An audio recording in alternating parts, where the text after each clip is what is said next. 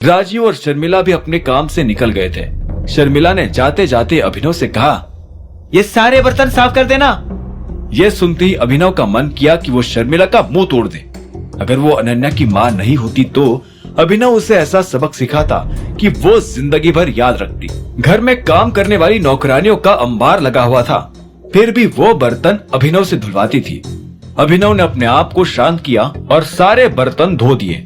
जैसे ही वो रसोई से बाहर आया तो इतने में उसका फोन बज उठा। ये अकरम का फोन था।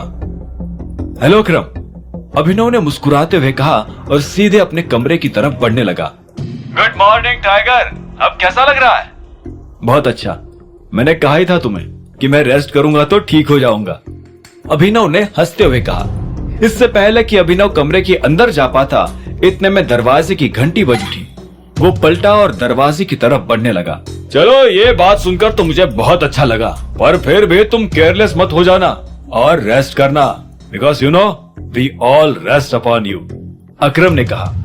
आप चिंता मत कीजिए, मैं ध्यान रखूंगा। अभिनव ने यह कहकर उसकी बात पर सहमति जताई। फिर अकरम ने आगे कहा, ठीक है, तुम भी चिंता मत करना, हम भी इस पर एक्शन लेने वाले हैं। हो सकता है कि इस हमले में दिक्पाल का हाथ हो। जिस दिन तुम अपने पिता की प्रॉपर्टी देखने गए थे, उसी दिन तुम्हारे ऊपर यह हमला हुआ है। मुझे तो लगता है कि दिक्पाल अलायना के ऊपर किसी से नजर रखवा रहा है। मैं उसको छोड़ूंगा नहीं। अकरम, शांत हो जाओ।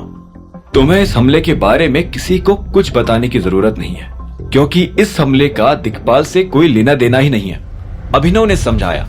तो फिर किसका हाथ इस हमले के पीछे? गुड़गांव में किसकी इतनी औकात हो गई कि वो तुम्हारे ऊपर हाथ उठा सके? अकरम ने ऊंची आवाज में कहा। अकरम, मैं कह रहा हूं ना, शांत हो जाओ। ये जिसका भी काम है मैं खुद ही उससे निपट लूंगा, और अगर जरूरत पड़ी तो मैं तुम्हें बता दूंगा। अभिनव ने अकरम को शांत करवाया और दरवाजा खोल दिया।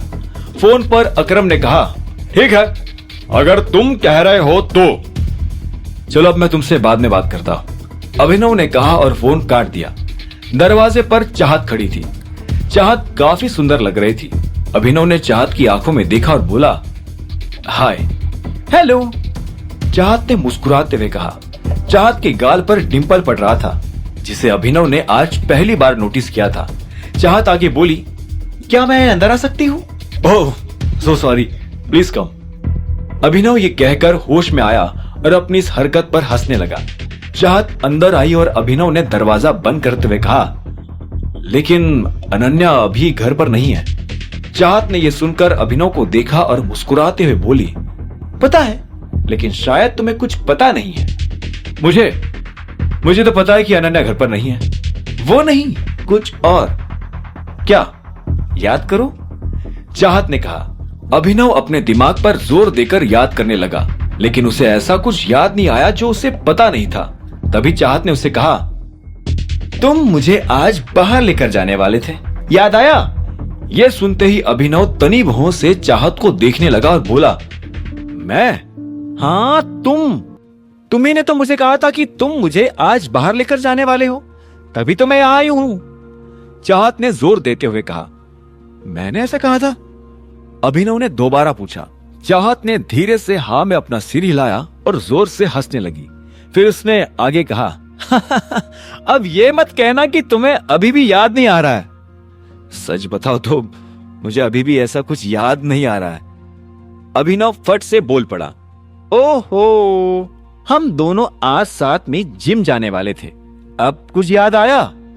चाहत के ये कहते ही अभिनव को सब याद आ गया, लेकिन अभिनव को लगा नहीं था कि चाहत सच में उसके साथ जिम जाना चाहती थी। पर चूंकि अब वो यहाँ आ चुकी थी, इसलिए अभिनव ने कहा, अरे हाँ, मैं अभी 2 मिनट में चेंज करके आता हूँ, तुम प्लीज बैठो।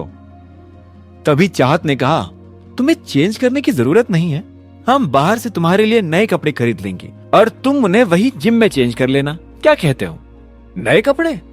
अभिनव ने शॉक होते हुए कहा, अरे नई शुरुआत है तो नए कपड़े तो बनते हैं ना, चाहत ने मुस्कुराते हुए कहा। अभिनव ना जाने क्यों उसे ना नहीं कह पाया और उसके साथ जाने को राजी हो गया। आगे की कहानी जानने के लिए देखें अगला एपिसोड सिर्फ पॉकेट एफएम के यूट्यूब चैनल पर, और द रिटर्न ऑफ टाइगर के सारे एपिसोड्स को सुनने के लिए डिस्क्रिप्शन में दी लिंक से डाउनलोड करें पॉकेट एफएम ऐप।